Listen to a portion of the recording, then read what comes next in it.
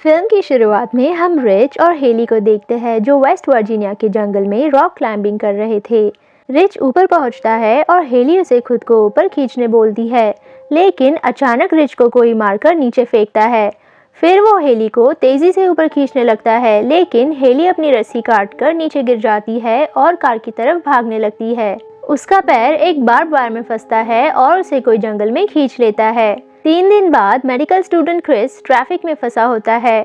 वो एक truck driver से पूछता है और उसे पता चलता है कि आगे केमिकल स्पिल की वजह से ट्रैफिक क्लियर होने में टाइम लगेगा। इसीलिए वो गाड़ी घुमाता है और कंपनी में कॉल करता है ताकि वो उन्हें बता सके कि वो इंटरव्यू के लिए लेट होगा, लेकिन सिग्नल ना होने की वजह से कॉल कनेक्ट नहीं होता। फिर वो एक गैस स्टेशन पे रुककर एक ओल्ड मैन से डायरेक्शंस पूछता है, लेकिन उसे कोई और रास्ता नहीं पता था और वहाँ का पे फोन भी काम नहीं कर रहा था।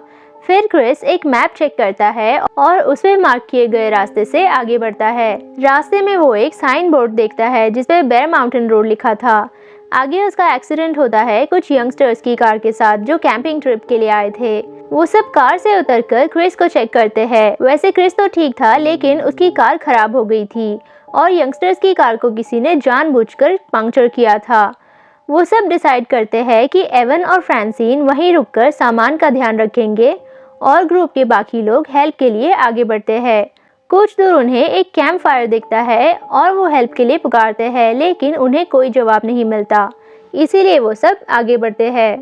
मीनवाइल एवन और फ्रांसिन कार में कुछ खाना ढूंढ रहे थे और एवन अचानक कुछ आवाज सुनकर वुड्स में गायब हो जाता है। फ्रांसिन उसे ढूंढते हुए वुड्स में जाती है और पहले उसे एवन का शू मिलता है। फिर उसे उसका कान मिलता है और वो डर के पीछे जाने लगती है। अचानक उसे पीछे से कोई चेन से चोक करने लगता है। यहाँ बाकी लोगों को एक आइसोलेटेड कैबिन मिलता है और जेसी को वहाँ इतनी सारी टूटी हुई और पुरानी कार्स देखकर कुछ ठीक नहीं लगता, लेकिन वो सब अंदर जाते हैं और वो कैबिन अंदर से बहुत ही गंदा और डिस्गस्टिंग था। वो सब मिलकर वहाँ फोन ढूंढने लगते हैं। उन्हें वहाँ बहुत सारी कार की सनग्लासेस और अजीब चीजें दिखती है।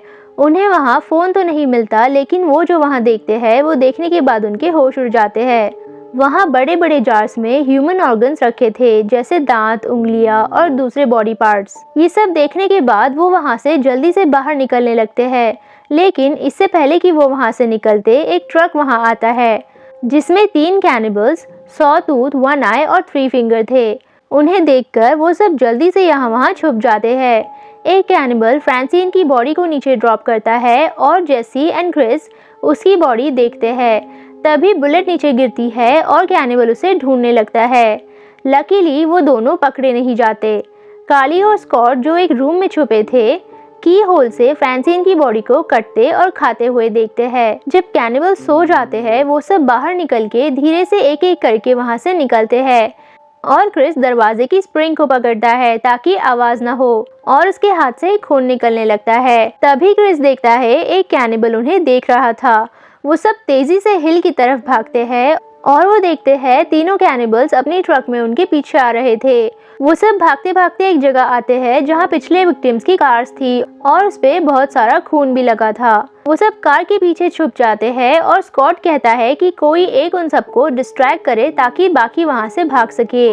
क्रिस वुड्स की तरफ भागता है, लेकिन कैनिबल उसे शूट करता है। उसके पैर में गोली लगती है और वो नीचे गिरता है। ये देखकर स्कॉट दूसरी डायरेक्शन में भागता है ताकि कैनिबल्स उसकी तरफ जाए।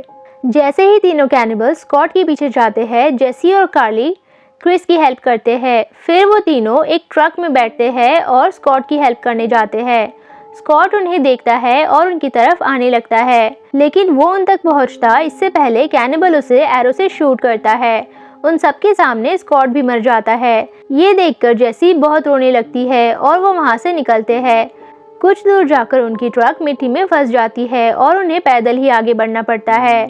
उन्हें एक वॉच टावर दिखता है और वो सब ऊपर जाते हैं।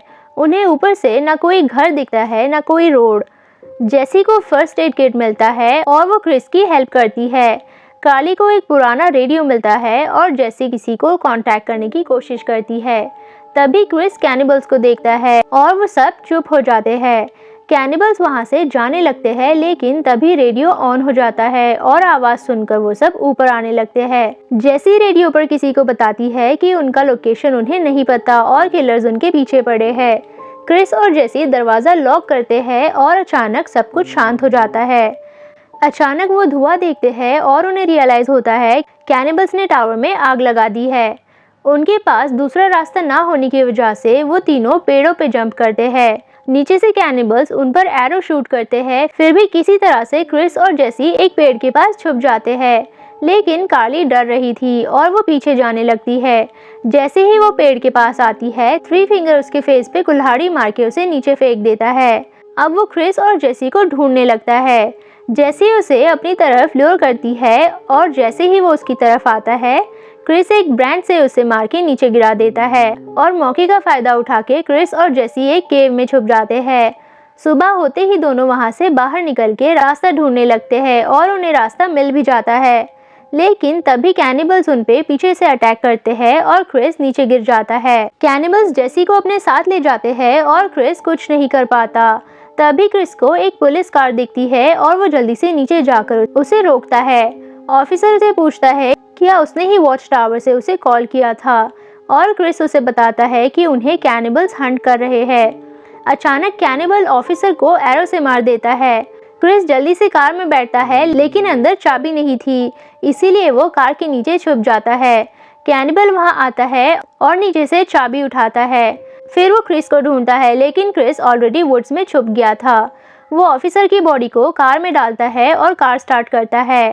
क्रिस जल्दी से कार के नीचे छुपकर उसके साथ चला जाता है। हम देखते हैं कैनिबल्स ने जेसी को अब तक नहीं मारा था। तभी सॉटूथ ऑफिसर की बॉडी वहां लाता है और उसे काटना स्टार्ट करता है।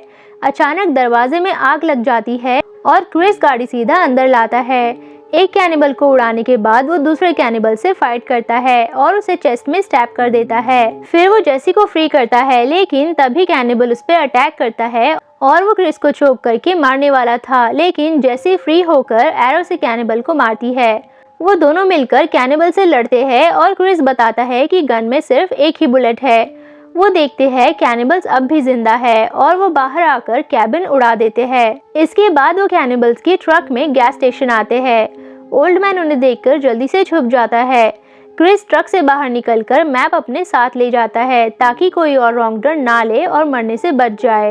वो दोनों वहां से चले जाते हैं और एंड क्रेडिट सीन में हम देखते हैं ऑफिसर कैबिन में चेक करने आता है और वो किसी को जिंदा देखकर हेल्प करने जाता है। तभी थ्री फिंगर, जो एक्सप्लोजन से बच गया था, पागलों की तरह हंसता है और ऑफिसर को मार देता है। Make sure to subscribe and turn on notifications so you can watch more videos like this. Thank you for watching.